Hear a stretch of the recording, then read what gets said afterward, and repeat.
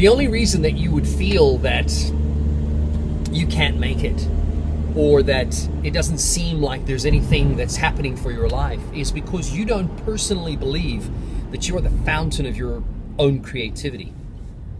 And so it's really important to begin to pull away from believing that you need to find your fortune through someone else or through somebody else or through something else, and look to yourself for your own success. Look to yourself for your own abilities. And, well, you know, sometimes you're not going to be able to see the power. Sometimes you will see the power. I have on a very daily basis, I've got different projects that I work on.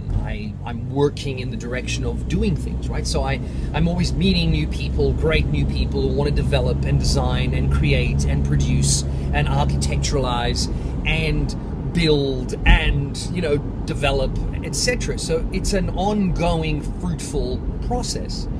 And what happens is you come out of the one project and you leverage off the one that you've just done into the next one. And because you've done a project, everybody suddenly knows you. You know, they suddenly want to do work with you. They want to create with you. They want to collaborate with you. So the relationship begins to blossom in so many different directions because you're creating, you're being creative. Your attitude to that level of creativity is absolutely critical, right? So you find that those individuals that you come across, those, because I spoke about this in yesterday's recording, the individuals that you meet, that 2%, the, you know, how do they get into your system kind of 2% people. You know, 98% of everybody you meet are fantastic. They're wonderful. They love working and creating and developing and doing amazing things. But then there's that 2%. That 2% that are not that amazing, and their way of making a fortune is by attacking the things that other people are creating. That's what they do. That's their thing, right? So what you do is you realize that you really have to have this extraordinary love of life, this continual ability to create. You know, you have to create. That is the prime directive, as it were. And you focus on making new things come together. Some of those things that you make and create might not work. That's just how it is. But some of it's going to work amazingly well and incredibly well, and it's going to set you up and it's going to make things happen. And what makes life, I think, extraordinary is that you focus on the creative aspects of your life. You focus on being creative, in bringing the world your vision, whatever that vision might be, right? You keep focusing on the things that need to be done. I have a series of characters in a show called Pollock's Brain Connection. And, you know, we've now produced the first book.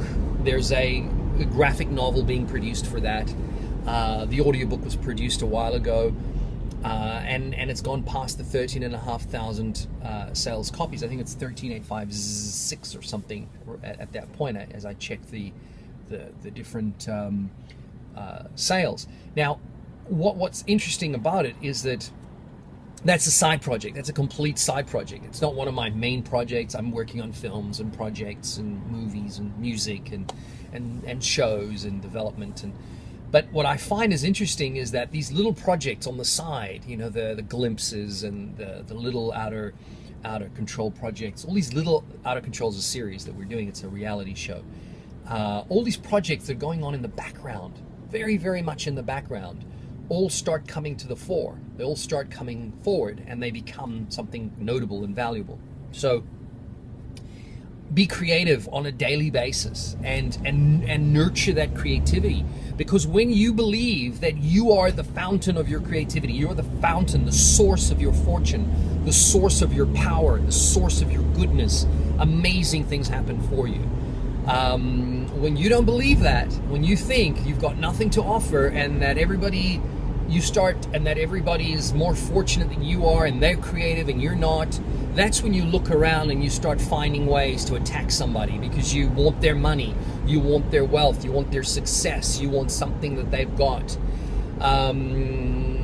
So, you know, and that's how people, sadly, you know, meet the wrong people, because they kind of think, oh, I could get something out of this, and it's the wrong mentality. It's the wrong way to think about things.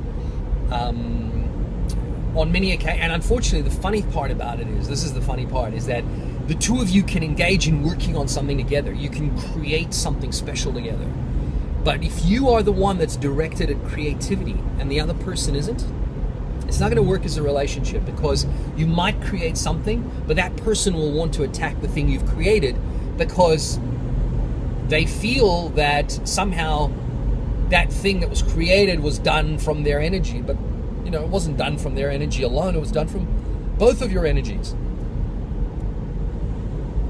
So that's the kind of mentality that 2% has. So I'm not going to focus on that 2%. As I said, this is purely just as an identifier. It's just be able to say, oh, that's who they are, right?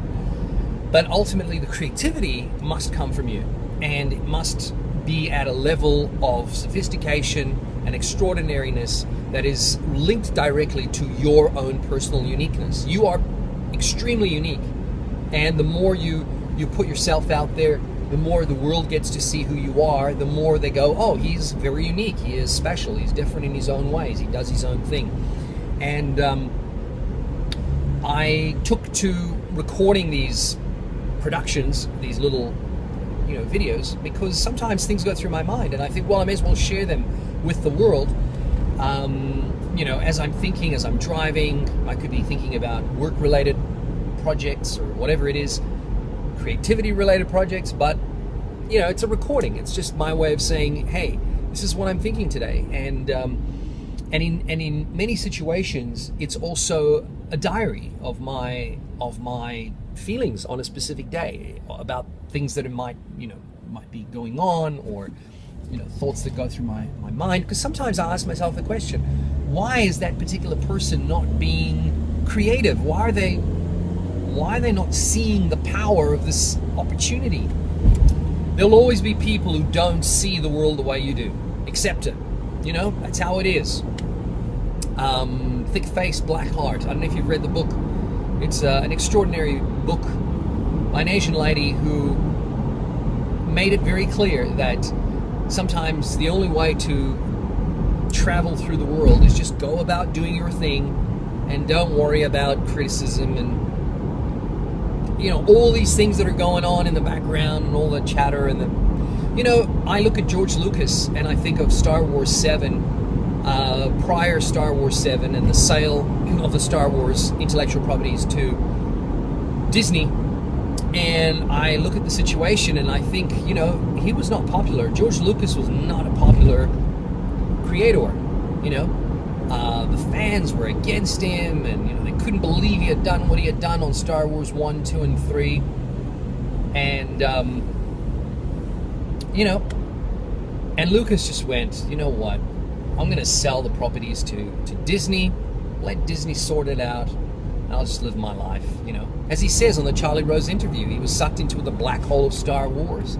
He had other films to make, he had other projects to do, his own personal projects. He just was successful, extremely lucky to fall into the Star Wars black hole, because it became an incredibly popular project. So, you know, that changed his life, but he was also smart enough to know that that was good and it was working, and that he should continue to add value to that intellectual property. So go out into the world and develop, create, do something extraordinary. You know, I could have mentioned 100 examples from the world of creativity, from Disney, from even, you know, dress designers or clothing manufacturers or perfume makers. Donna Karan, I could have mentioned Madonna's success. I could have mentioned, you know, the success of Sergey Brin or Larry Page. I just, the way I see it is, there's always someone who is not happy, you know. In any environment of creativity, in any team, there's always some one person who is disgruntled because, you know, they think it's their amazing creativity that's being exploited. You know, people like that, leave well alone, break them off. You know, they are really not valuable to you. They're just gonna hurt the projects that you create, the things that you wish to do. Don't go there, just snap them off. They're not that important because they have nothing to offer. They're not being creative. They are not creators, right? They're not creators. You are the creators. You people, the ones that are making things happen, that are bringing new beautiful things into the world, you are the ones that are special. The other ones, they're you know, they're there. They're part of the plot. That's it. They're just plot makers, and they're just there to, sadly, you know. So, and you're going to find that, you know, creatives will always find that there are people who do not side with their creativity. And woe to you if you have collaborated with one of those people that is not interested in being creative. You know, they don't want to create. Their lives are not about creating. They're about maybe destroying, you know. So you have to be super thoughtful about this thing that happens. It's how life is. So focus on what's positive. Very rarely are my recordings negative, but this particular one, you know, I felt was really important because I look at collaborations around the world. I look at collaborations and I look at relationships between creators and their fans, and I try to work out why some people would be injurious or criticizing about somebody's creativity and something special. It's because they cannot do it. You know, it's like at school. Every child is drawing. Everyone is creating. Everyone is doing something. This one might be drawing. This one might be doing mathematics. This one might be doing, you know, diagonal lines. They're creating. They're all doing something, and it's all valuable. It's equally of value. However, some people stop being creative later in life. They opt out. They realize they can't add much. They're not adding anything. So what they do is they tag on to creative teams. Okay, and they've got no creativity. But sometimes we think there's something about them that could work.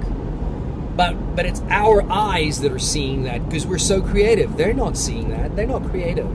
You know, they're not creative at all. So that's what happens. And unfortunately, in every creative team, there is always a person who sadly wishes to isolate the rest of the members, or wishes to hurt the team, or wishes to do something. So identify that person. Number one, get rid of that person.